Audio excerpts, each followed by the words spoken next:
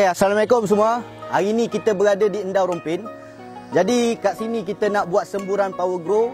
Jadi pengguna dekat sini ada dalam 300 ekar ya. Jadi kita akan bancuh power grow dan kita akan sembur menggunakan drone.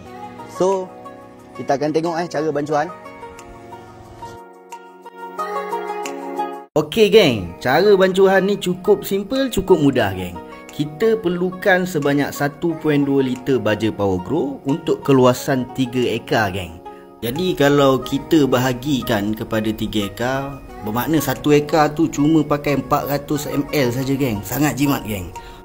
Untuk semburan menggunakan drone ni, kita perlukan sebanyak 40 liter air geng, yang bebas klorin, yang sangat mudah lah kita nak dapat di kawasan padi ni.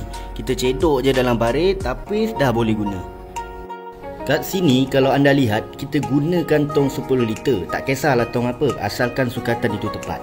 Kita masukkan 300 ml dalam tong 10 liter. Kita gunakan 4 tong darab dengan 300 ml. Jadi kapasiti air sebanyak 40 liter dan 1.2 liter baja power grow. Sekarang baja pun dah siap bancuh, drone pun dah standby. Kita kasih tengok drone bikin kerja. Satu musim padi kita buat semburan sebanyak 4 kali untuk kawalan menyeluruh, di mana kita nak elakkan serangan serangga, hawar daun dan hawar bulir yang sangat berbahaya dan kos untuk mengawal sangatlah tinggi.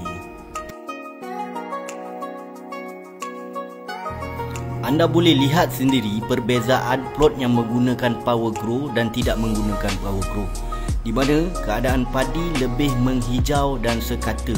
Seperti yang anda lihat, ini merupakan padi yang berumur 27 hari selepas kita buat semburan yang pertama pada hari ke-20. Nak tunggu apa lagi geng? Boleh dapatkan segera baja power grow daripada ejen kami yang sah di seluruh Malaysia.